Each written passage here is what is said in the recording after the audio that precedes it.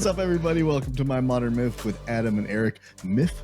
Did I drop the TH and put an F in there? Myth? Myth? Welcome to Modern Myth. I guess that's I think we're going to attract a new audience for that one. Yeah, maybe. It's Modern Myth. Anyway, I think it's Modern Myth anyway. Or we're going back to some new show because we're just going to change formats every week, keep you guessing. But today we're talking about story. It's been a week for me. Nothing bad has happened, but I want to talk about the things that still come up, because as you go and get clarity and you find purpose and mission, you have your vision, you have your values, it doesn't get easier, but it becomes more possible to overcome maybe those obstacles. But there's certain things that hang on in all of us that I think we can still learn from, because it doesn't go away. Like, you still have, you might have this clear vision for your life, and somehow you're like, I've been working on this for 15 years. I should be healed and healthy. So why am I still laying here going, I just want to be lazy, And so I just wanted to have a very frank, open, vulnerable, or Steve conversation with you, Adam, about this topic. So kicking into it, I will I'm doing all kinds of weird stuff, myth, and then I'm like, pop in it. You're very self-aware today. Yes. Oh my God. I was telling my wife something about humor, and one of my biggest things in life that brings me the most joy, overwhelming joy, is whenever I can make someone laugh. Like, that is to me the pinnacle of human experience, is if I can make someone laugh like uncontrollably. I'm like, it's like I can't even contain or control myself. Satisfaction in the grid. It's the best, man. And then the opposite's true. If I don't make you laugh, then I just want to hide forever. Super deep shame spiral. Yep. It's really rarely in between. That's why I resort to puns, because you get the best of both worlds. If you get the or you get like some non-reaction, that's kind of what you're aiming for. And if you get people to laugh, it's like bonus. So just like, embrace the awkwardness, and just that's what I've done. That's the same energy of, I wasn't really trying. Yeah, right. Yeah. Totally didn't do. No, wasn't trying at all. That'd be real embarrassing if I was trying. Yeah. So I had this 3-day period of emotion, like mental funk, where I'm still doing stuff and I just feel heavy, and nothing feels great, and just feel like your feet get heavy and everything is challenging, and it doesn't matter what it is, chores, making yourself food, the podcast, social media, and everything's laborious. That was easy. And I start telling myself stories about why.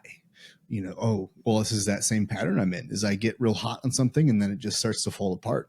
And truth be told, I have had that pattern, but that's not quite the truth. It's not really what happens. It's just what's happened in the past. So I'm using past experience to then put myself in the same box, even though I've made progress. I'm not the same person I was. And so what I usually find in those moments is there's a core sentiment that I feel. And that sentiment is usually a statement, I should say, about what I want to be. Like, I just want to be lazy and do nothing. That's what I felt. And it's not always on the backside of something crazy, like comments on the internet. They're never fun. I get tired of it. And I'm like, what am I doing it for if I'm just inviting this stupidity and ignorance into my DMs and stuff? And I'm just trying to do something good. So like, why do I want this so bad? So I get that. I just want to be lazy. I just want to stop trying. Yeah. And that's the statement. And so last night, I go to bed and I think about it. Like, what is the deal? Like, nothing bad has happened. I just want to be lazy. I know I don't want to be lazy because I've been lazy and it sucks, because I'm still driven. It's just my drive goes into other things. And I realize that laziness is a mode of operating that appeases my fear without pushing me. Because honestly, I'm afraid. I'm afraid of a lot of things that are out there, because this is a new journey. This is a new territory that I'm embarking into, and it comes at a price. Everything has a cost and everything has a price. So I'm afraid. And the other element that was underneath that fear was the realization that it's not laziness that I want, it's patience. Yeah. I have a hard time not just excelling. I want to excel right away at everything I do and be naturally gifted at it, whatever the case may be. And even if there's a granule of, what do you call it? Not gift, but proficiency, acumen, something that you're naturally kind of, oh, I can do this. Yeah. I want that to be always. And Sure. as soon as you run up against obstacle, it's like, oh no, but you have to be patient because this is years and you're not the expert analyst. You're not the expert psychologist that you want to be because you're just 10 years into your adventure. So go ahead. Well, what are your thoughts on that? I wanted to ask you, a question because I actually felt that when we're talking off camera, off microphone, off record, off record. Yes. I keep doing that about this. We, I was sharing that I was feeling the same way yesterday. I really was. I mean, I was feeling it wasn't, and for me, it wasn't. The immediate response was, I'm feeling lazy, like because I just everything, like the way you said everything felt heavy. That's exactly how I felt. I just felt everything was heavy. Everything I wanted, even the stuff I wanted to do, like rehearsing a speech for 2 talks that I have. I'm trying to become a speaker, and I booked 2 speaking events next week. Sorry. And so my immediate response should have been, yay, success, Excelsior. But my immediate response was, oh shit, I've got to do that. I've got to prep. I've got to make sure it's everything's ready and ready to go. And it just felt heavy. And so like I was asking myself, what is that? But my immediate response wasn't like I'm lazy, because the story that I tell myself in that instance is I'm overwhelmed. I'm burned out. I need to rest. So I guess what is that idea of I'm lazy? When you think that, are you interpreting that as actual laziness, or are you trying to evaluate like what your body or what your mind is trying to tell you? Yeah. Well, I'll read you the thing I wrote because I keep my phone next to my bed, and because I get lots of ideas. Okay. I thought you were just checking your phone, by the way, and I was boring you, but okay. Yeah. Oh my God. When is he going to shut up? Thanks, Eric. Yeah, that's great. Let's see. The OTAs for the Packers have ended today. And you asked me a question. Yes. OTAs. So last night I wrote this, and it says thought, what do you call them? I need to remember this, so I need some like cues. A brain dump kind of thing. Yeah. And so it was, why are you lazy? Or what does lazy get you? You need to slow down. You need to learn patience. I'm scared. That's what I wrote, and that's what this conversation is. So that piece that you just said, I need to slow down, was rest. Yeah. And that's what I felt is that fear, and also the practical application of like, bro, you need to chill out. Like you're outpacing yourself. Yeah. No, that makes a lot of sense. And and it's interesting how we're getting to the same result, like the same actual, like what that heaviness was telling us. We're getting the same result, but we have different stories to start. Yours is I'm lazy. Mine is, man, I'm just overwhelmed and burned out. And it's just like, hey, I need to rest. I actually need it, because I had an event scheduled today that was a full day event, and I had it yesterday too. It was a 2-day event, and like it was there, and it was going to help me like to prepare some of my content and stuff, it was going to be really, it was helpful, but I wasn't fully present because I was like having this anxiety over like, man, I'm freaking out, I'm burning out. I've got these 2 things to do next week that are really what I want to do, but I'm also feel like I'm neglecting my job and all of this other stuff. And then today I just said, you know what? I'm going to, fuck it. I'm going to sleep till 9 and I'm going to text him and just say, look, I have some other urgent matters to deal with. The urgent matter for me is I need to take care of myself. Yeah. And so I didn't do that. And I rehearsed today, and that was it. And I feel and just having that sleep was rejuvenating. There's this common phrase that comes around rescheduling or canceling or pulling out of a race. And I remember I can't remember, his name was Will Smith, not slap you in the face. Now Will this Smith. is the story. Not that guy. And how I got a triathlon. But he was I just stopped it before we get a copyright violation. I know. That's a good point. I hadn't thought about that. Jeez. But this was Will Smith, the former pro triathlete from New Zealand. And he, was there when I I went to a couple races. He was a what is it, Normatec, a rep, Yeah.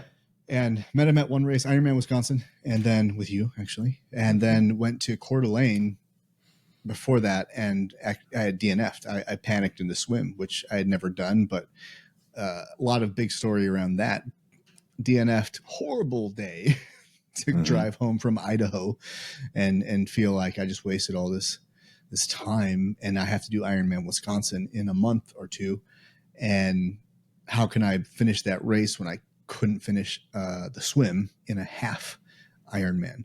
Well, it's because I went too fast. I sprinted out, and it was like cattle corral, 8 at a time, like go, go, go. And I got into the hype of it, and I was swimming a 1:30, 100, which is about 30 seconds faster than I'm supposed to do it on my pace. Right. So I was burned out after 500 or 600 meters and blew myself out. And we've talked about that. That's silly. Go slower than you think you should until about 400 meters so you're warmed up. And I did not do that. Stupid. Made a mistake. But I went to a sprint in between those two races, and Will Smith was there. Again, Kiwi, not Oscar award winner. And he, hey, how'd it go? How did Coeur d'Alene go? Not well. I said, I failed it. Oh, okay. Well, it's probably good that you did that. I explained why. And he said he had a friend who he was coaching and was trying to become a pro.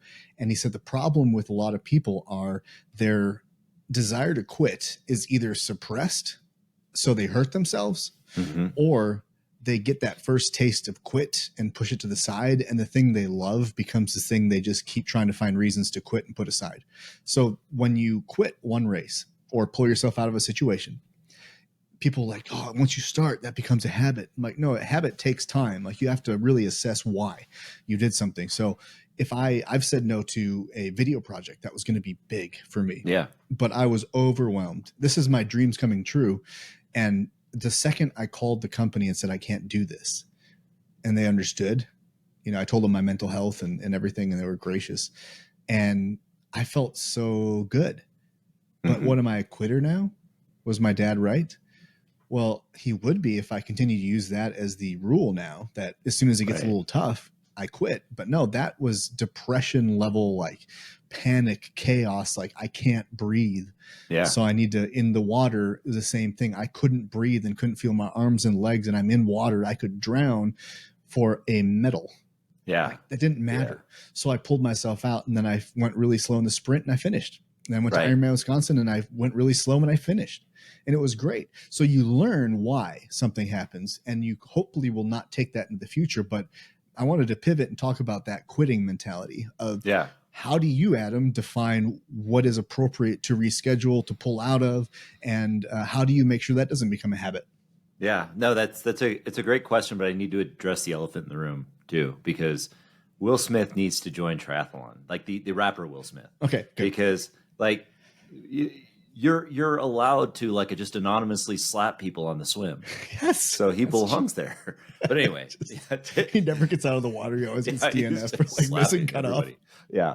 Anyway, and he's so good at it. He's swimming backwards. Why? He could have finished the swim, but he turned around and went back. No, I mean, from the perspective of quitting, here's what I battle with that. And my away from the thing that I try to run away from all of the time is shame, and ultimately fear. I mean, that's the bigger umbrella of everything. But shame is like the biggest, deepest, darkest dagger of alliteration that I, try to avoid. Nice. And so shame happens to me, especially it happens a lot when I upset other people, or maybe I inadvertently insult other people, or other people are unhappy because of me. And so you'd mentioned something about, your dad saying, well, you're a quitter and all that kind of stuff. And maybe that impacted you on how I have a lot of the same thing of not to the point where it was so acute as like, you're a quitter or anything like that. But for me, it was a lot more of just like being made to feel guilty if I didn't keep going with something. Or if when I was younger, there were times where I just wasn't that great and wasn't that interested in ball sports like baseball or football or things like that. And it would just be like, well, not going to go to practice today or whatever. And it was just like, I was made to feel guilty, and by no fault of anybody else. It wasn't like my parents' fault for that, but it's just like, that was the way I felt. That turned into shame. And to the point where like now it's like whenever I, like the aforementioned, like, yes, today I quote unquote quit this, 2-day event that I was a part of because of my own mental health and just feeling better. And like, that shame just creeps up in me. It's like, oh man, they're depending on me to be there. Like people are going to be like wondering about me. And it's like, really, they don't give a shit, but that's just in my mind. That's my point of quitting. It's like, I feel like I'm not as concerned for myself as I am for how I'm impacting other people on that front. And there's a little bit of unhealthiness in that, kind of mindset in that story, because ultimately, from the standpoint of our own mental health, we should always pursue our dreams and be very conscious of that. But we should also be self-aware, to get back to that terminology of, what's driving us to do it. And if it's not filling us up, that's what we need to quit. Because to be frank, that's why I'm overwhelmed right now, is because I'm not quitting the things that I need to quit. There's a lot of things that I need to quit right now that I'm just not. And that's holding me back from my true potential. Wow. Yeah. And I'm sure you have reasons for not quitting. And I know I have reasons for not quitting. And I'll share this. I just gave a speech 2 days ago. Yeah. Or yesterday. I can't remember. And like, you and I are both kind of on very similar pathways, but we have different, ways of getting there, or different end goals or whatever. But we both have speaking as a goal in some degree. Mine, not so much like I want to get gigs. I like to do them. So I want to make a place for them. And I woke up the morning of the speech and was tired because it was early, and I was like, oh, I got to get ready for this. And I had a headache, and, from being maybe dehydrated, it didn't matter. I just felt off. My nose is stuffy. I just feel like crap. And I'm just sitting there feeling, where you wake up and it was crappy sleep. So you're kind of like, yes, cloggy head, like, oh, where am I? I think I might be sick, that kind of a wake up. Yeah. And I'm sitting there going, I'm not doing this. I'm going to text my, my co-presenter and say, hey, I'm not going to be able to do it with you. I'm sorry. I've let you down again, and the thing that hit me was I didn't have a great reason for wanting to not do it. It was just on the other side of this 3 or 4 days of laziness, of feeling, why am I doing this? What's the reason, losing sight of that. And also I felt like I don't want to, the thing that got me out of bed was I felt like I didn't want to let my kids down and show them, because I knew I was going to go to the speech and it's what I enjoy. So I didn't want to demonstrate to them what it is to want to do something, to say you're committed to something, and then just kind of feel off and then not go. Yeah. But I think that can be a slippery slope too, because I also want them to understand that sometimes you do have to sit down and slow down. So when you're looking at your own reasons for not quitting, but for the reasons that you're not quitting the things that you need to quit, do you have shame that's keeping you attached to those things? Or is it literal necessities that you're like, I should quit you, but I can't? Or what's the trouble there? I just can't quit you. Can't quit you. Yeah, no, I virtual hug. I think it's a little both. I mean, because there are things that like that I can't, quit. Like, I run the local chapter for our mastermind, group, Go Abundance, and we and it's great. I mean, like, I think part of it is like, it's like so few people get the opportunity to do something like that, and I know that it's a huge opportunity. That it's like, if I give it up, I feel like I'd be letting that group down or myself down by doing it, by doing that.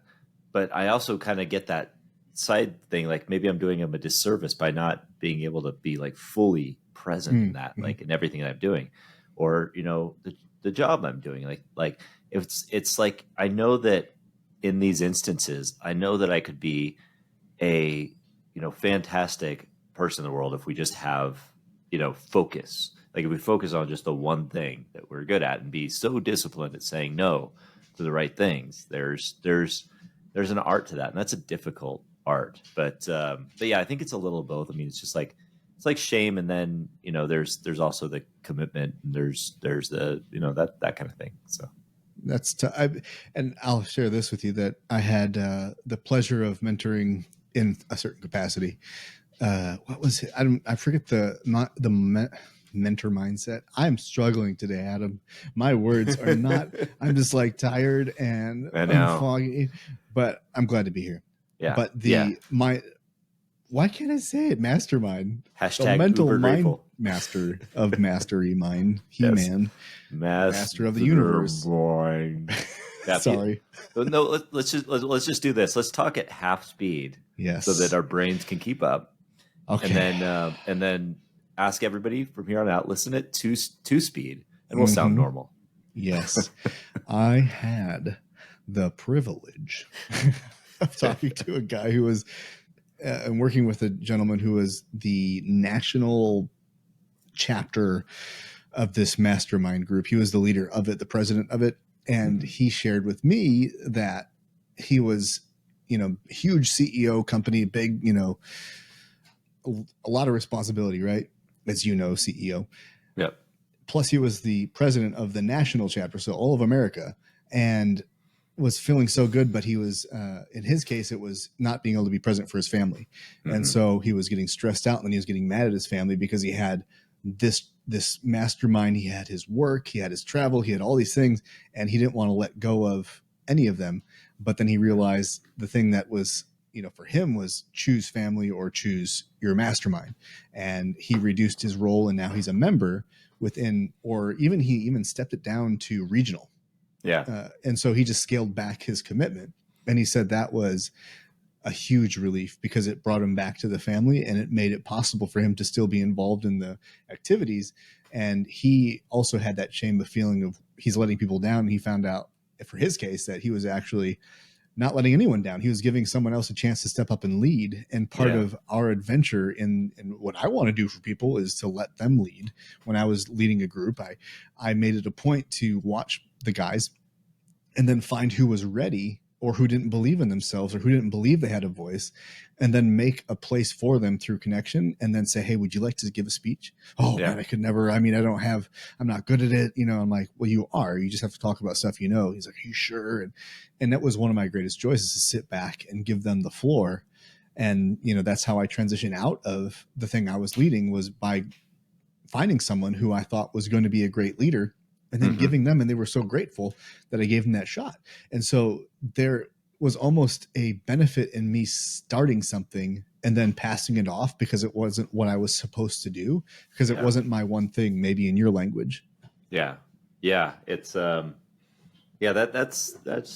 kind of the, I think the way that that it's not necessarily that people are going to be critical of you for leaving or whatever, or quitting. But it is in your mind for some reason. It's that weird, like our minds are our own worst enemy. We elevate everything so much, where it's just like, there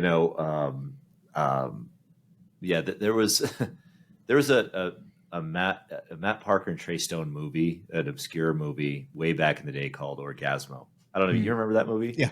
So good. And I think one of the main characters is like, I'm not going to do squirrel mode anymore. I think that was it. Something like that. Not going to do squirrel mode anymore.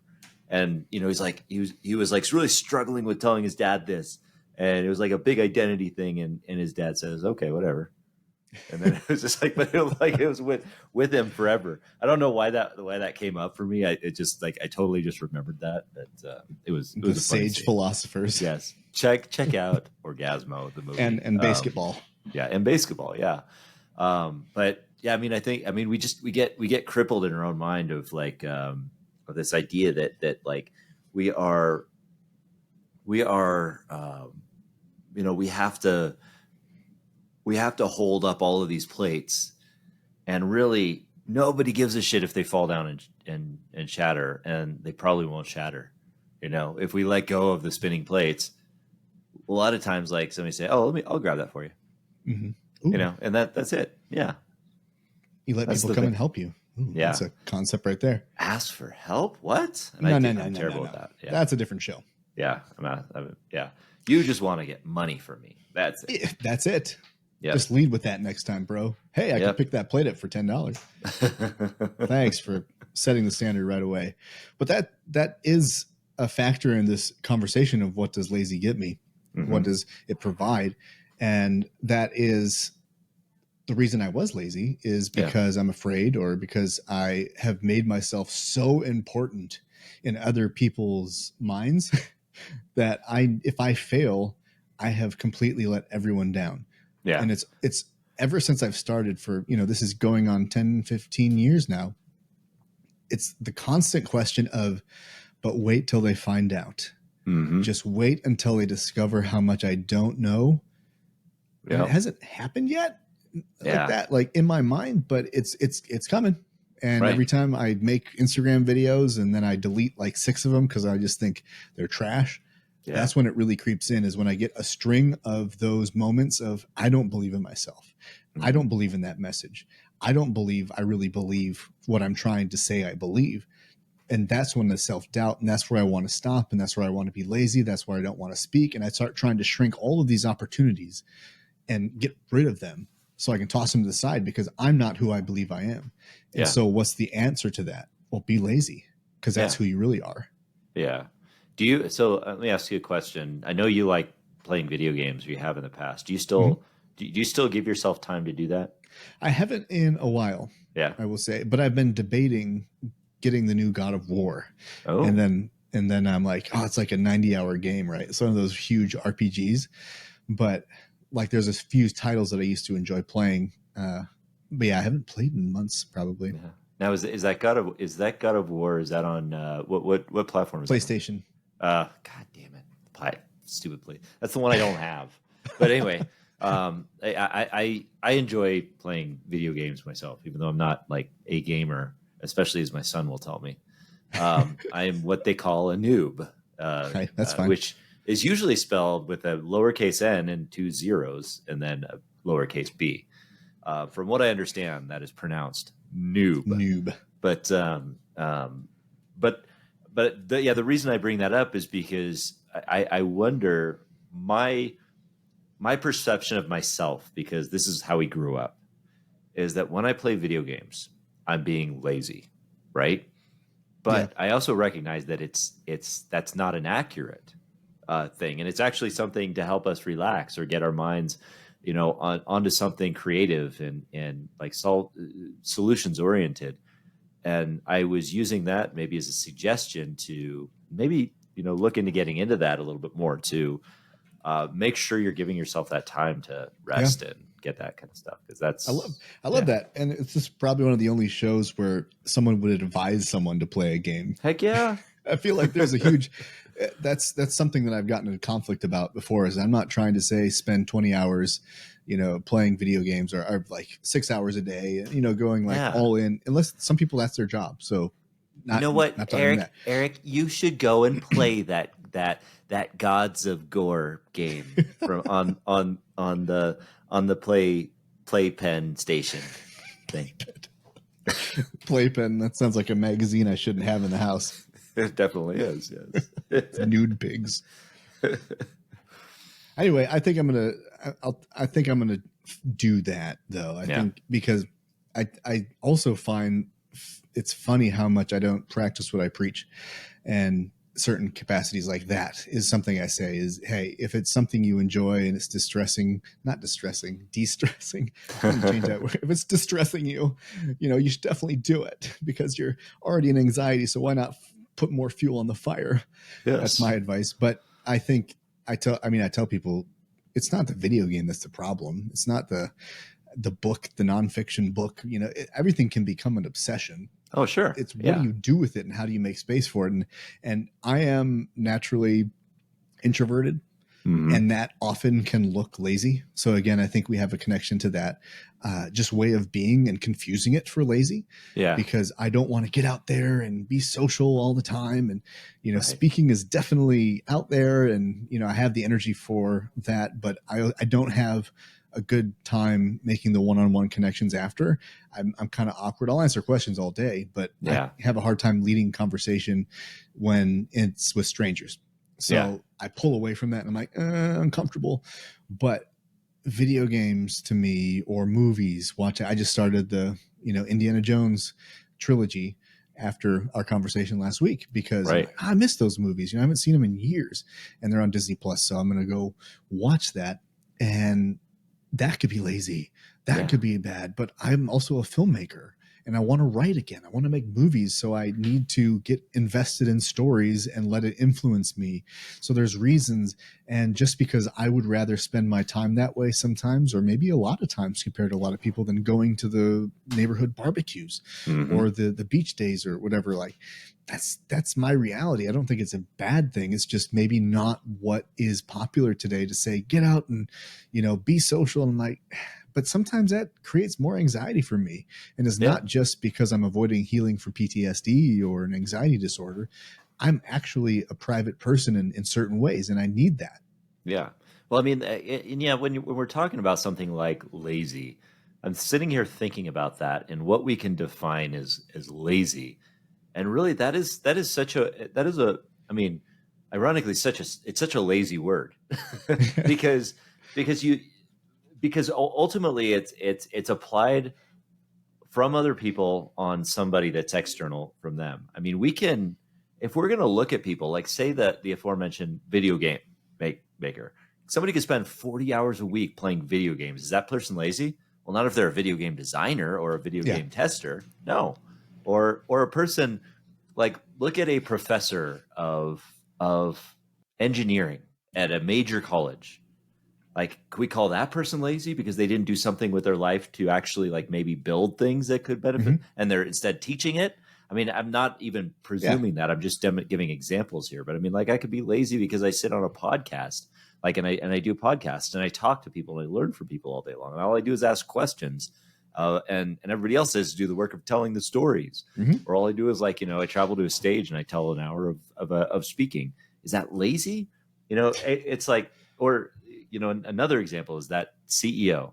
As a CEO myself, I heard this put perfectly by Jeff Bezos, who, a lot of very controversial person, but he explained this right about the role of of an executive, and the executive is to make basically a small number of very big decisions. That's the role of an executive, a small number of very big decisions. So in that is a lot of capacity to think and consider options and make those decisions. So we need that capacity to think.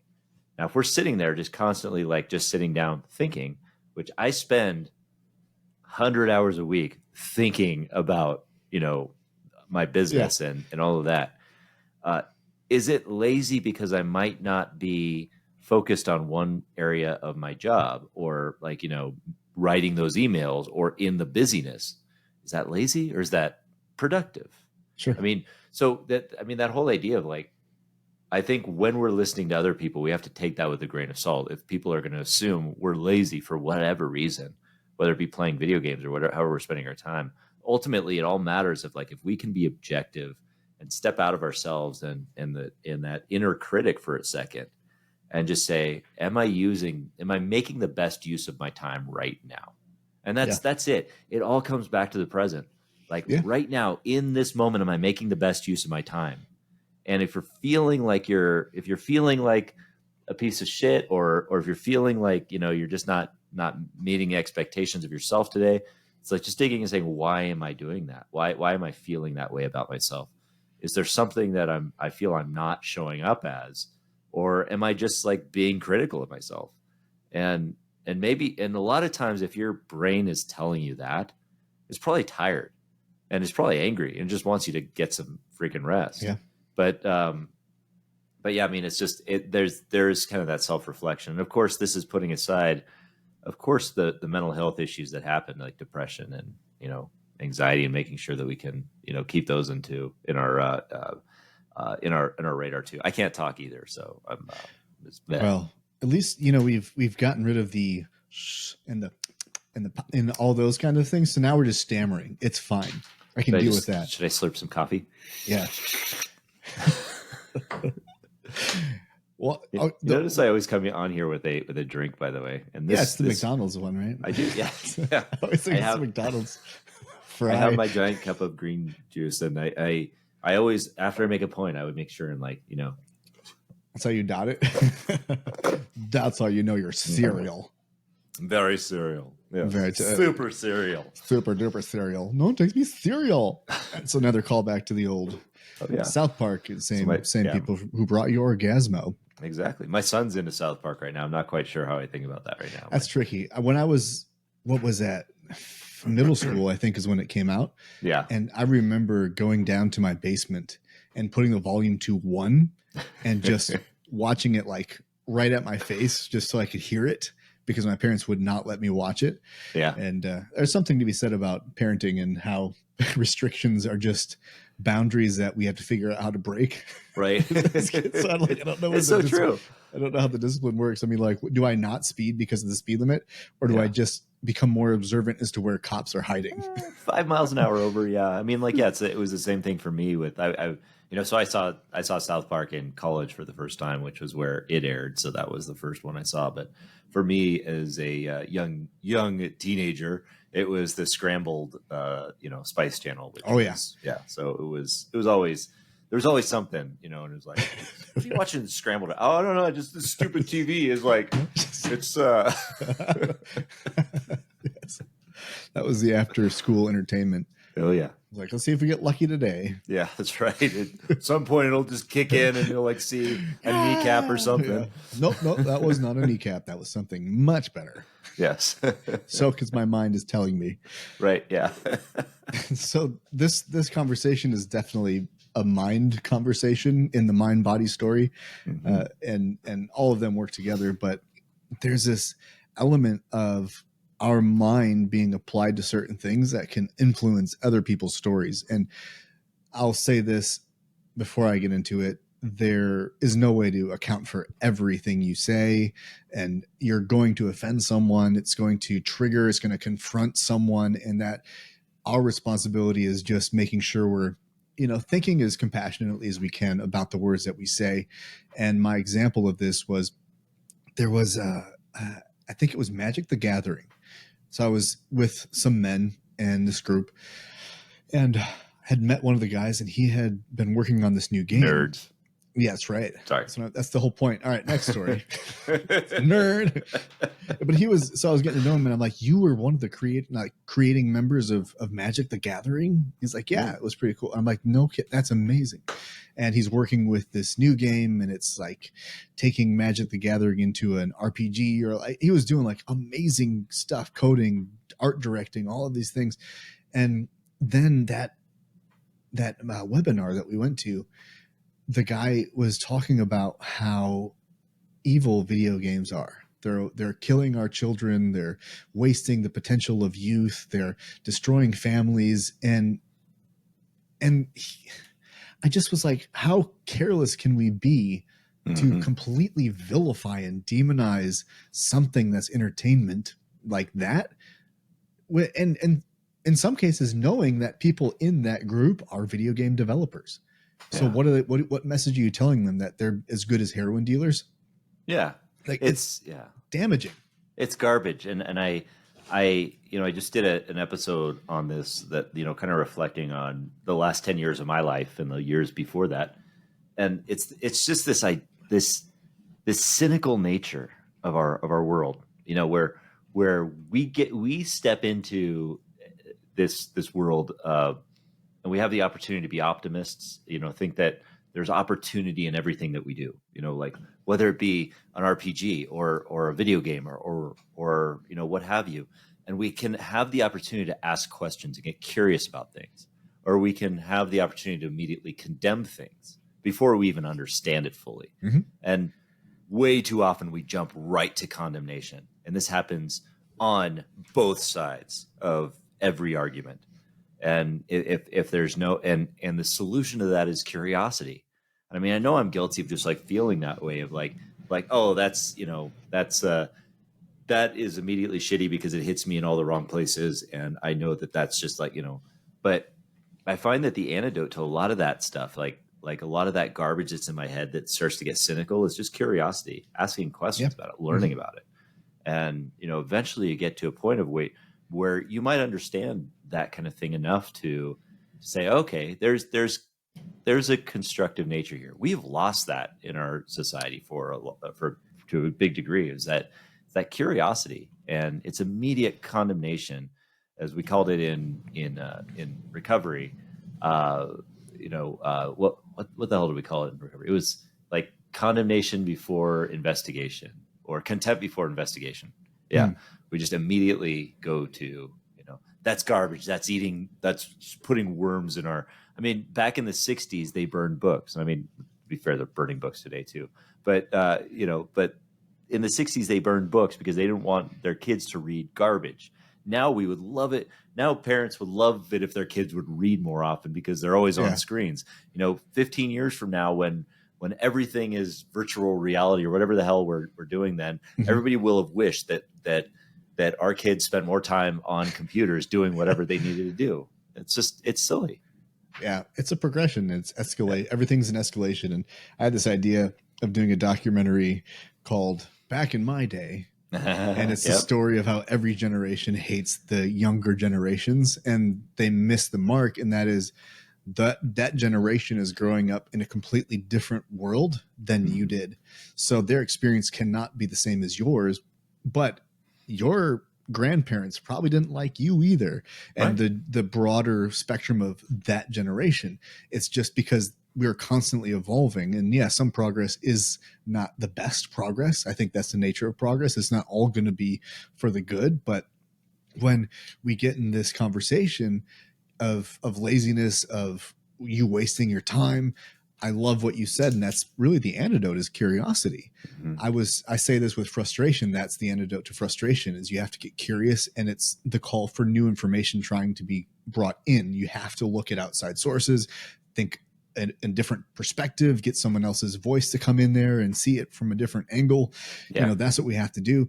And so curiosity before condemnation, or however you contempt before investigation. Investigation. We miss that. We're just immediately crucifying things. But the thing about video games, in fiction books, even, which they're okay to read, you could spend the same time reading a fiction book as a video game, and someone would be more honorable because they read the fiction book. Both of it is creativity. Both of it is escapism. It's rest. It's exploration in a way that, you get to challenge your mind. In the video game, you have mind-eye coordination, and help me with my TBI a bit, to like also feel like I could accomplish something, because I was going through years where I felt like I failed everything except the video game I could beat. And I felt good to finally feel like I had something and I could build on that. So it's all about how you use it. And to just vilify something before you understand it, or this is a little bit different, but in my speech, one of the questions I got at the end of the speech was from my nonprofit, Project Echelon, where we help educate, equip, and empower veterans through physical activity, like pro cycling, triathlon, running, endurance sport. The question was related to what we do, and something I had said about, thank you for your service. And they had a question of what, that, because we talked about how that can be hurtful to some people, why people have a big reaction, and there's a lot of stuff wrapped up in it. And that's a reaction, if it's negative, that the veteran has to own, and that the civilian isn't accountable for necessarily, but it's important that they understand. So this is the curiosity he applies, is why is that? Or if I say, thank you for your sacrifice, is that better? And I'm like, now we're having a dialogue. You got curious and didn't say, okay, I won't say thank you for your service anymore. Because that's what don't thank me for my service. That shuts it down. There's no opportunity for curiosity. There's just condemnation. And now I feel like a crappy civilian, even though my heart was just like, I want to say thank you. I just don't know how, because your fists are already up. Yeah. And so I said, thank you for your service. Welcome home. Thank you for your sacrifice. All of those are just pleasantries, and they can mean the world to someone. That it might be. But what we can do is ask a question. Like you said, Yes. I said, curiosity. I didn't say curiosity, but that's exactly what it is. And I said, do it authentically. Don't manufacture it. I would rather you not say something to a veteran than try to manufacture something because you feel obligated to say something. As a veteran, we don't want that. Right. But if you say like, oh, you served? Yeah, I did. You're waiting for the thank you for your service. And someone goes, what branch? Oh, I was in the Army. Oh, what was your job or MOS or whatever it was? Because they knew MOS. And I'm like, oh, 13 Bravo. Oh, what's that? Oh, that was Canon crew member. Mm-hmm. So what do you do when you're a Canon crew member? And then there's questions, or you all of a sudden have a connection. Now we're having a conversation, and that is what we want. That's what we need. It's curiosity, because I feel now I have an intellect. I have a skill set, a world of experience that you're curious about. It's not, hey, did you kill someone? Right. No, that's not curiosity. That's macabre. that's morbidity or whatever. And that's like not going to go well. But that curiosity, I love that. Yeah, and it's I mean that curiosity will create dialogue, and that just straight up like anger is going to is going to create. It's not going to create debate. It's just going to shut everything down. I mean, a lot of the shame for me comes from this idea of fear. So does anger. And I mean, when we're angry about something, like saying like video games are destroying our thing, when you're angry, you're afraid. When you're afraid, you're uncertain. When you're uncertain about something, you need to get curious. And that curiosity will solve that uncertainty, because you'll start to learn about it. And then you're not going to be angry about the outcome. You're just going to be convicted about your beliefs. Yeah. And so, when it comes to like today, I feel a lot of shame, if I'm being honest, or shame starts to creep up in me, because I'm afraid of how I'm going to show up around other people. I mean, there's a lot of areas I feel like I might be walking on eggshells. Like, will I, offend the person who is a veteran, for example, or will I offend the person who is, this or identifies as this or what have you? And what at least helps with this, and I'm never perfect with this, is getting curious about it, because I've had, I mean, aside from being just an anxious person with a lot of shame and alcoholism disorder, I've had a pretty comfortable life otherwise. I mean, compared to a lot of people who struggle in that regard. So yeah. And that can be shame too. Yeah, absolutely. Yeah. I'm so privileged that I can't help you, Right. Yeah, exactly. I've talked to people who have had it really rough, and it's not that I haven't had it rough. It's just we can always find someone who's had it worse. Right. We can always find someone who's overcome more than we have, and then use that as the reason why we're not qualified. I hear it all the time when I talk to people about wanting to be a speaker, is that their story is not good enough. And those people tell me my story is amazing or something. And I'm like, I don't believe that, Yeah. And that's that inner critic voice of like, who are you? Once they find out that your trauma is not big enough, once they find out your experience isn't dark enough, I'm like, well, who is they? Right. Those people will probably filter out and won't end up being my people who show up or want to learn from me or want to engage with me. Yeah. So am I going to live my life in pursuit of their approval? Those who don't and won't give it to me? Mm-hmm. Well, that's our natural, I feel, proclivity, is to do that. And it's so strange, because I think that looks like an enemy, and any enemy is a danger, is a threat. And social media allows us to have a lot more enemies than it used to be. Evidence that would be like, people will talk behind your back, you never hear it, but now we get to have it in our messages. We get to have it, through texts and all these kinds of things. So it's a different landscape, but that curiosity is such an important part. And I'll end it with this concept, because you kind of hit on it. When you have a belief, I don't care what the belief is. It could be social, it could be religious, it could be scientific, it could be, psychological. You understand something, and all of a sudden you have the dog cocking head moment. You go, huh, what? I don't know if that makes sense. And I had that with religion. where certain things, when I stopped just blindly taking them, I was like, well, how does that work? You know? Yeah. And I want to say that the Jews, they actually encourage that. And the kids they learned to debate each other and to really understand and learn for themselves, or they had to discover God themselves. They had to try and disprove why God isn't real to then find out that he is. And once they did that, that was like this huge moment. And I was like, whether that's true or not today, that concept is beautiful, because the idea of wrestling with all these ideas and what do you believe? Yeah. And you're going to maybe have your faith emboldened, or you're going to have your faith changed. And that's scary because that comes with connotations. But I have found that wrestling with these issues and formulating my own understanding through curiosity and being open has allowed me to be so much more confident, Mm-hmm. you know, and I think that's when I look at people who are so closed off, I think a lot of times they're my least favorite people, because I want dialogue. Yeah. I don't want to just be smashed. Yeah. Yeah, absolutely. I mean, it's, there's a lot of, I mean, the idea of like I think the idea that you just put out there with regard to being able to kind of wrestle with some of these ideas is really important. And it brings us back to jujitsu and Yeah. what? No. That's what next class I go to, and I'll be like, your fear. Right. I'd be like, what are you talking about? Yeah. But I was talking to someone that was, you know, I had somebody on my podcast recently Joanna Lohman, who mentioned that, you know, we as human beings are going through infinite transformation. And that's a really freeing concept, that we can, you know, always be changing. ABC, baby. Always be changing. Always be changing. And, Yeah.